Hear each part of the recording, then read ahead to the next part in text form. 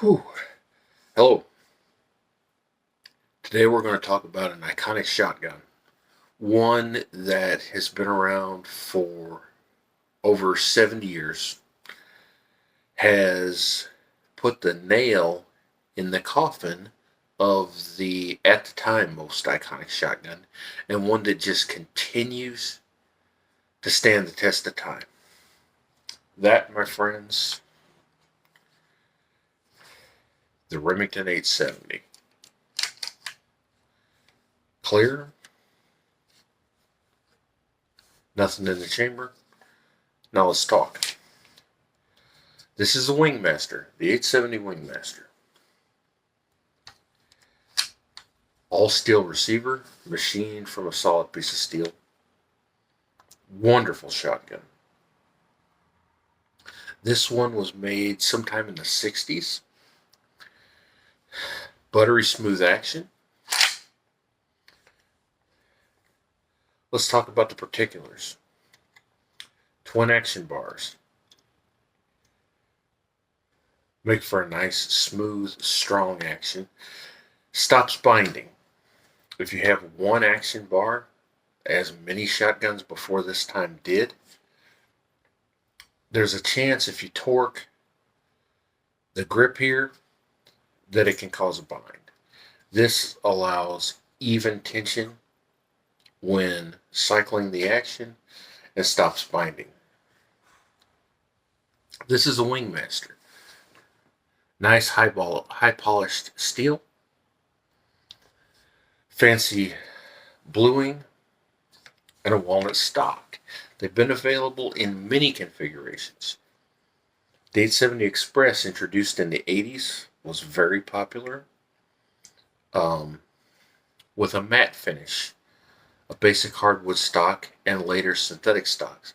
There was also SP versions, different field versions, etc., with varying versions of furniture and a finish. They've been available in military and police configurations, extended magazine tubes, short barrels, slug barrels, etc. Just about any configuration that you can think of has been available in the Remington 870. They've been available in 410, 28, 20, 16, and 12 gauge. Standard 2 3/4 inch versions like this one, Magnum versions that chamber 3-inch shells, and the Super Mag, which chambers 3.5-inch shells.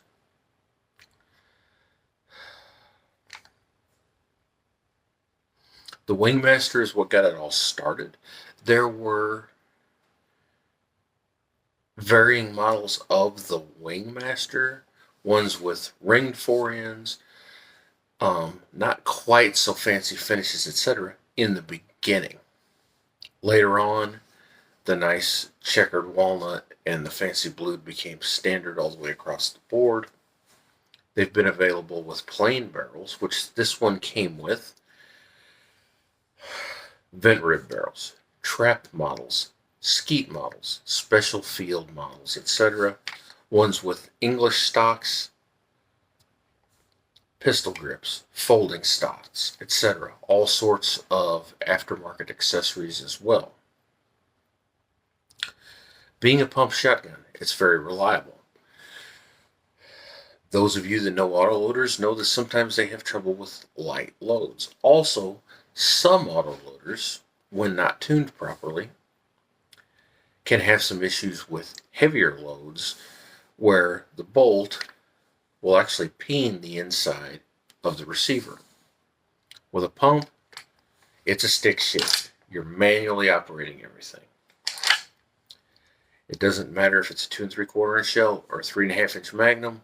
As long as you cycle it back all the way, the shell will eject if the gun is in proper working order. I've owned several 870s over the year, a couple of Expresses, a 20 gauge Wingmaster, and now this 12 gauge Wingmaster. Like most shotguns, the early models were fixed choke only. Some some people would have poly chokes or cuts compensators installed. In the 80s, Remington started offering rim chokes. Again, let me show you. This is clear. Now let's see.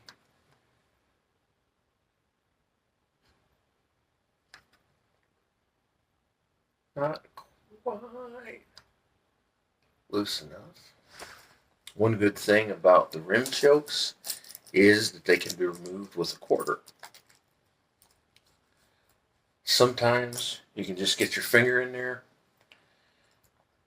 but with a quarter,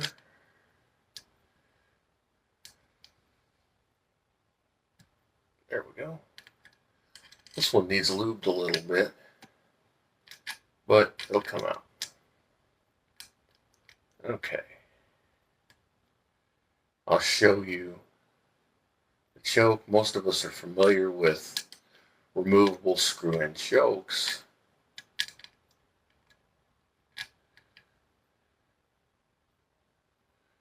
But I'll show you that, and we'll talk a little bit about the versatility. With the screw-in chokes, instead of just having one barrel and a fixed choke, whether it be a full, a modified, or an improved cylinder, or a cylinder bore,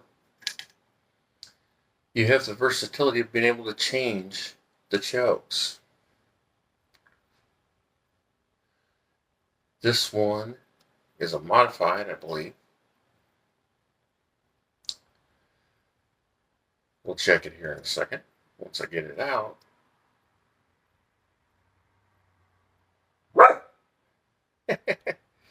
Dog barked. She doesn't like when cars drive by. Okay. I'll put this to the side. We have a choke tube. This is a modified.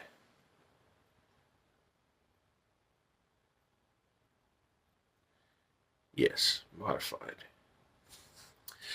But you can put in a full, an improved cylinder, a skeet, an extra full,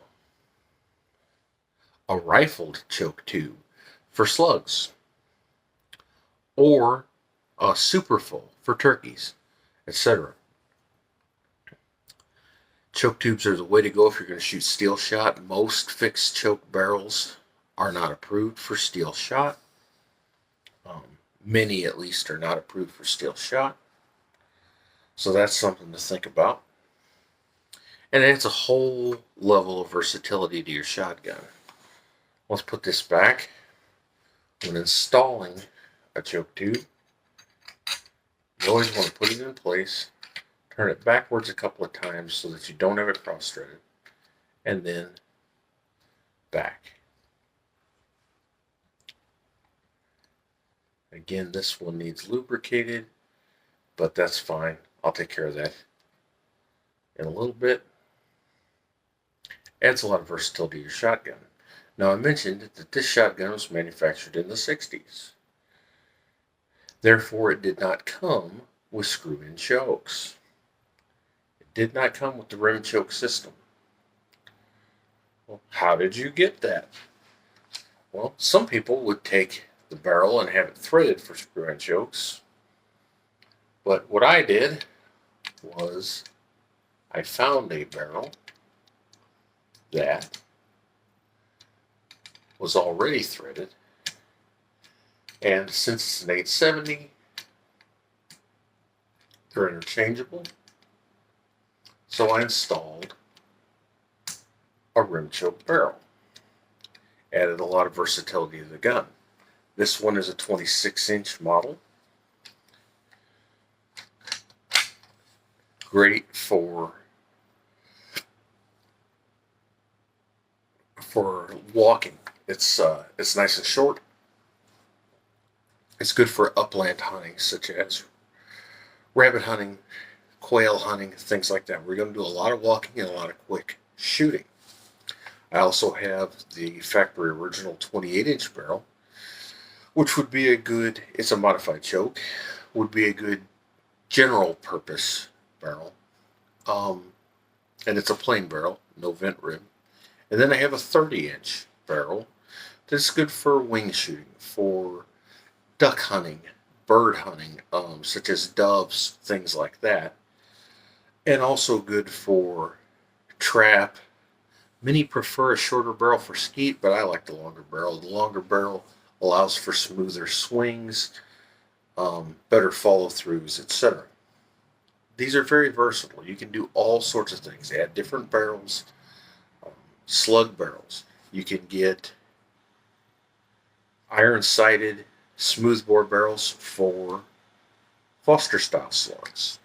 You can get iron sighted choke tube barrels that you could turkey hunt with, put a tight choke in, or a rifle choke and shoot slugs out of that. You could even shoot sableed slugs then. Or you can get fully rifled barrels in a few configurations. You can get them with iron sights or with a cantilever mount, which is just a piece that is mounted to the barrel here, then comes up over the receiver, and you can mount a scope in its normal location.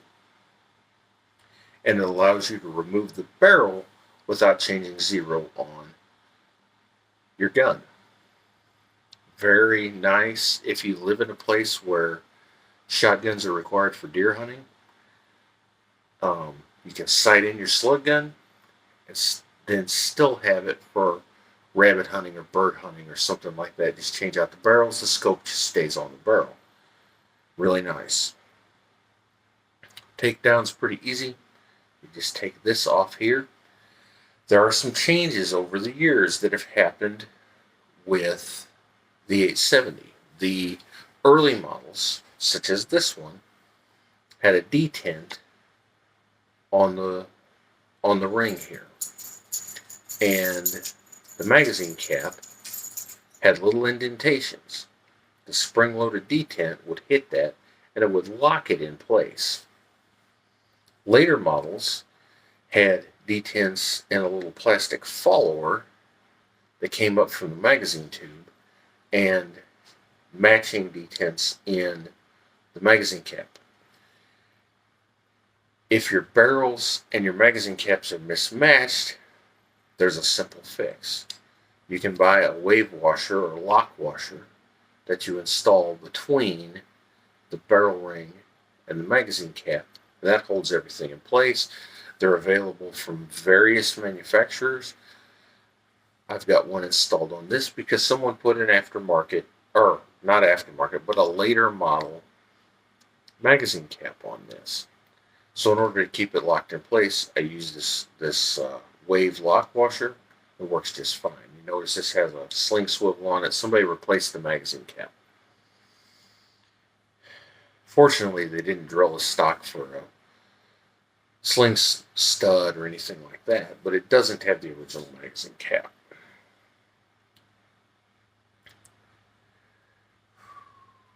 Like I said, nice smooth action. You can shoot just about anything out of it. This one is a 2 3/4 inch only gun.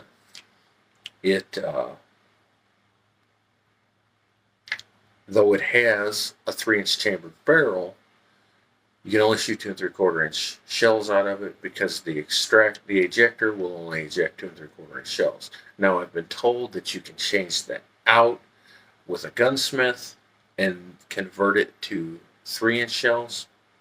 Not something I'm really interested in doing. If you have a Magnum version, it's easy to tell. Your serial number will have an M at the back of it. Then you can shoot Magnum shells. I'm fine with 2 3/4 inch. That's what I shoot the most of anyway. And with the right shells, you can do anything with 2 3/4 inch as you could with 3-inch. So that's perfectly fine by me. What are good uses for a basic 870 Wingmaster? Bird hunting, squirrel hunting, rabbit hunting, turkey hunting, deer hunting with the right barrel. Even with this 26-inch barrel, with an improved cylinder choke, you can shoot slugs out of it, shoot it out to 50 yards or so, check and see which slug shoots the best, and you can deer hunt with it just the way it is. They're very versatile guns. It fits me like a glove. This one did not come with a recoil pad. Some of the earlier models did not. If you're going to shoot a lot of hard kicking shells, you might want to add a recoil pad. Either have a gunsmith install a sand to fit recoil pad, or get a slip on. With a slip on, keep in mind that it will add some length of pull, so it may make the gun too long for you. But there's some different thicknesses of slip-ons, so find one that fits you. Um, there's other tricks you can get a vest with a pad on it, things like that. But with 2 3/4 inch shells on a relatively heavy gun, this weighs about 7.5 pounds, they're not bad. Now, Remington, when they started making choke tube barrels, they increased the diameter of the barrel. They were heavier, and then threaded them for choke tubes. The older barrels were a thinner contour. Later on in the 90s, they came up with what they called a light contour, available for the 870 Wingmaster, where they took the thinner barrel and they just beefed up the end of it. Now, this isn't as pronounced as some manufacturers, but it's larger here where the choke is, and it allowed it to have a thinner, lighter barrel and still have choke tubes. So you had the best of both worlds. With this 26-inch barrel, this thing is nice and light. I mean, it's a 12 gauge. It's not light, but it's really easy handling. This has 2 beads. I'm not sure if you can see that. It's got the mid bead here. That helps with alignment, with sighting. Similar to having a rear sight. Some things I really like about the 870. I like that the safety is at the back of the trigger guard. It's really easy to get to. Here's the thing. Many manufacturers have it in the front of the trigger guard. Look at that. I've got my finger fully extended to be able to reach up here. You don't have to have that here. So it's a little more comfortable. Also keeps your finger away from the trigger when you're not using the gun. Keeps it back here. When you're carrying your gun hunting, you tend to have your finger near the safety so that you can take it off reasonably quickly. Having the safety at the back of the trigger guard is a nice feature. On the Wingmasters, everything's nice and highly polished. Here, nice and mirror finished. The bolt, nice and polished. The barrel, the receiver. Glossy finished wood, highly polished. Other models have matte finishes, oil finished wood, synthetic stocks, camouflage, etc. It's really mix and match. You can get anything you want. You can get pistol grip stocks, all sorts of stuff. Like I said, you can put magazine extensions on these for snow goose hunting, things like that. There's really not much you can't do with an 870. And a pump, once you learn to operate it, can be operated nearly as fast, if not as fast, as an auto loader, which is something else to keep in mind. Pumps are generally less expensive. Now, a brand new 870 Wingmaster is going to cost you some coin, but you find them on the used market relatively inexpensive, somewhere around the $400 to $600 range, depending on the shape they're in. And you can find used Expresses and other models much cheaper than that. There was a time that you could buy a brand new Express for under $250. Those days are long gone. But if you find a used 870, regardless of model, in reasonable shape, they're generally worth the price. And even if you find one with a short, like a home defense barrel or something like that, you can buy other barrels from many manufacturers.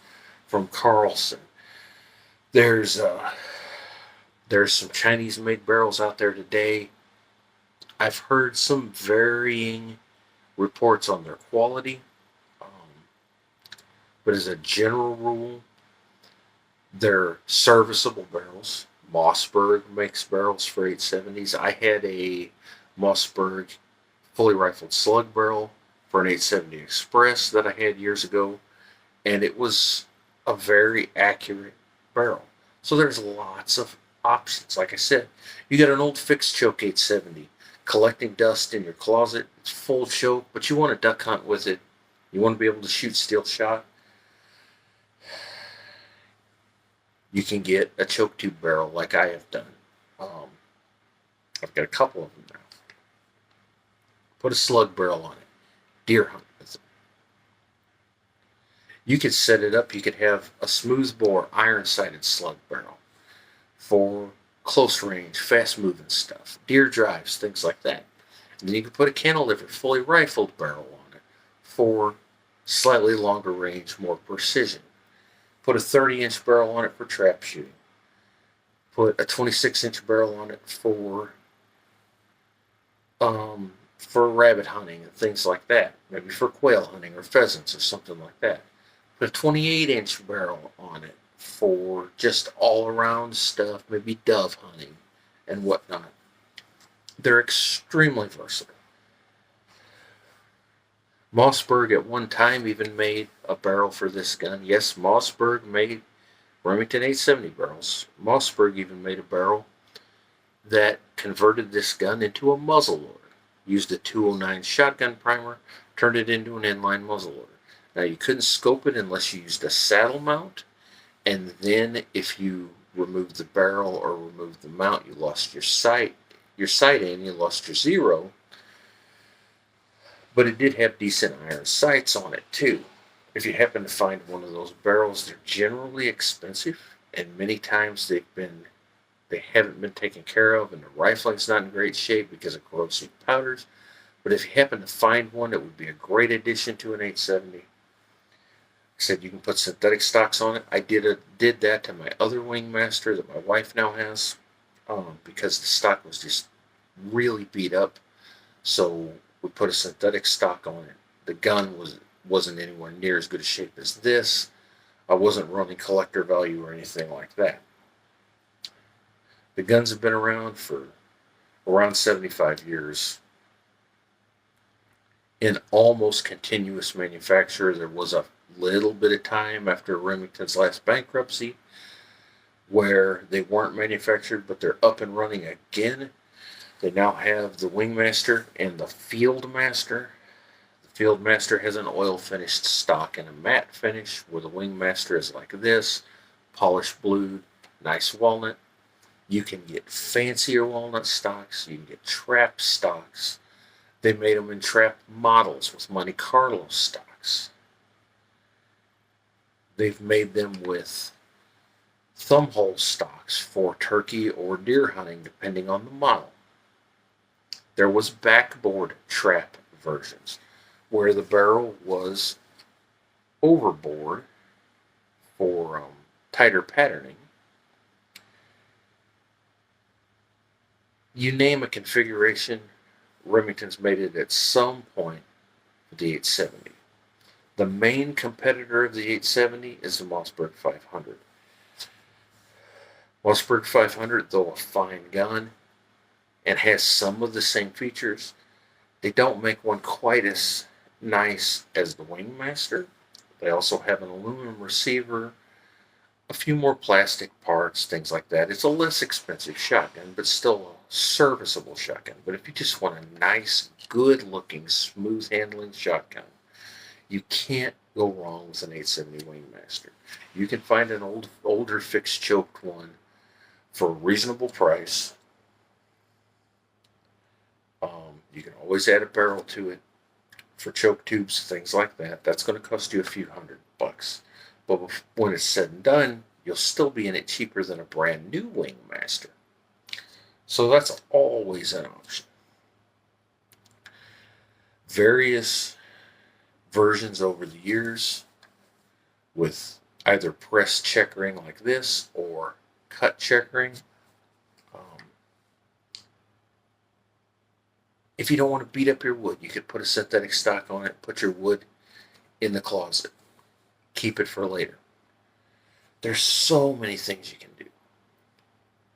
Well, I don't want to spend all that money on a Wingmaster barrel, but I'd like to have choke tubes. You can find an Express barrel or a barrel from Carlson's or an old Hastings barrel for a much less expensive price. The finish isn't going to match, but the functionality will be exactly the same. A few things to keep in mind.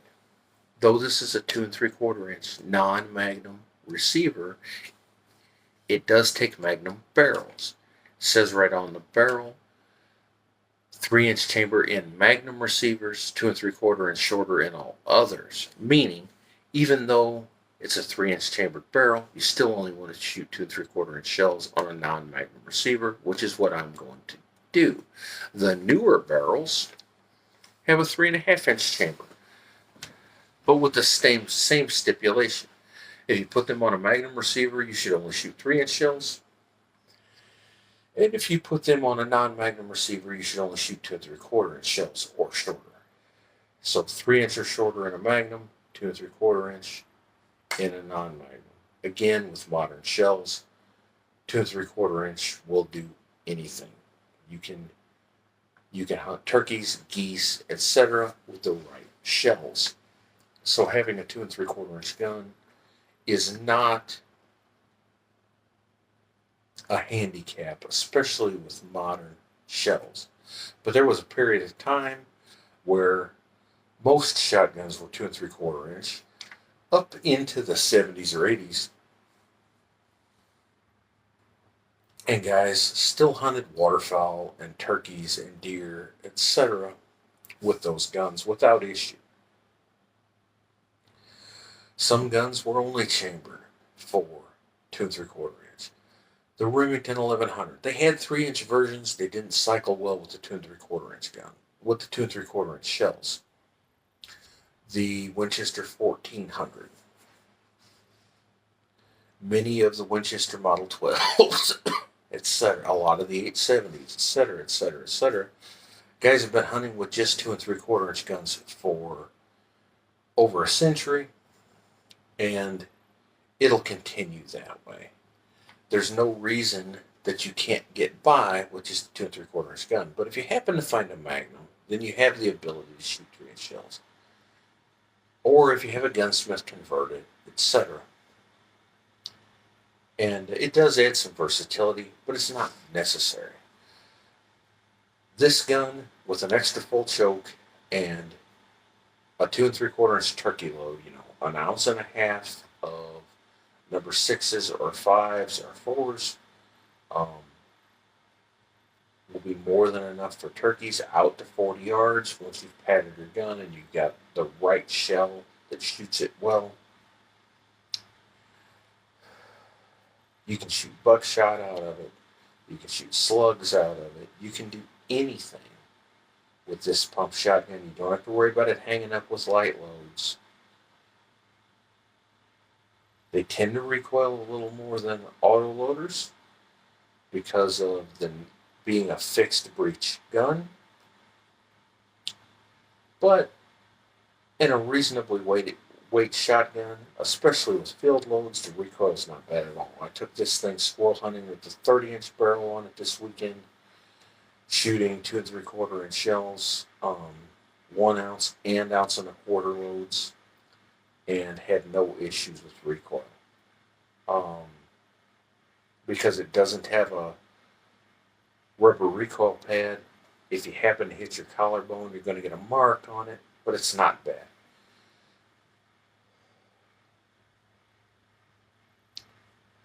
Many manufacturers of custom barrels, such as for card shooting and things, like the 870 platform. And though Model 12s, Model 97s, and various single shots are very popular for card shoots and turkey shoots, the Remington 870 is also very popular. And you can find turkey shoot barrels from time to time on various sites for sale with either sleeves or choke tubes. And if you're into that, that could be something else that you could add to your gun. The trap barrels. if you happen to find a dedicated trap or skeet barrel that are 2 3/4 inch chambered only, then that would fit your 2 3/4 inch chambered gun and have the correct chambering and also have choke tubes. The trap barrels, the 2 3/4 inch trap barrels were generally overboard and they were not, or backboard, and they were not light contour, so they're a little heavier barrel. But they not only serve a good purpose for trap, they're also really good for card shooting, things like that. You can get really short barrels, like 20-inch barrels with choke tubes for turkey hunting, 22s, 24s. I think a 26 is just fine for turkey hunting, and I've turkey hunted a lot with 28s, and I wouldn't hesitate to do it with my 30, but some guys like shorter barrels. I would like to find a slug barrel for this gun. I will eventually, but this is just a very versatile, all-around shotgun. Go anywhere, do anything shotgun. It's hard to beat the reliability and the build quality of a Remington 870. Again, they'll shoot any shell. They pattern well. They've got the Remington choke tube system if you get the right barrel. Those are easy to find anywhere. Got reasonably good triggers. All steel receivers. Some guys really like that over the aluminum receivers of a Mossberg 500, a Winchester 1300, etc., or the polymer receivers of the Benelli Nova. Now, they will rust. You have to take care of them. But I will say this, the higher polish of the Wingmaster, from my experience, tends to rust less than the shot blast, bead blast style finish of the Remington 870 Express. And I think that's because there was more surface area and it allowed moisture to build up where it tends to just roll off on these. But there's some wax products and different things that you can put on these guns to keep them from building up moisture too. The finish on the wood is a lot more durable than you would think. It will scratch, it will dent, don't get me wrong. But there's something about a classic firearm with walnut and blued steel that just can't be beat. The feel in your hand, it's warm to the touch. It's really nice. The Remington 870, in my opinion, is the best pump shotgun manufactured in the last 75 years.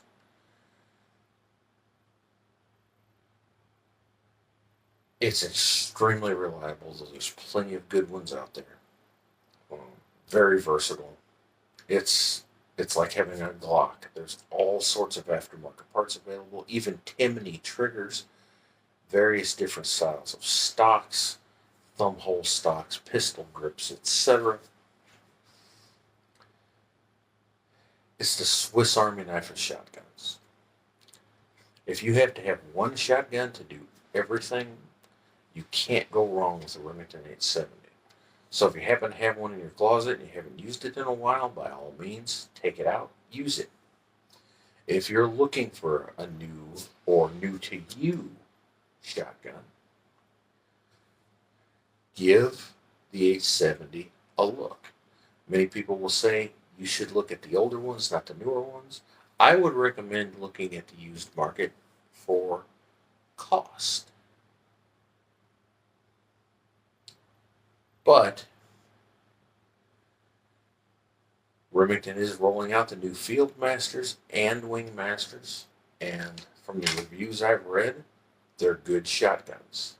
Remington did have a period of time where the quality control wasn't all that great, and it kind of hurt them a little bit, but it's not going to hurt to give them a look at the newer ones. But you could certainly always find an old one. Most gun shops will have one or two of the older ones sitting on the shelf. And pick it up.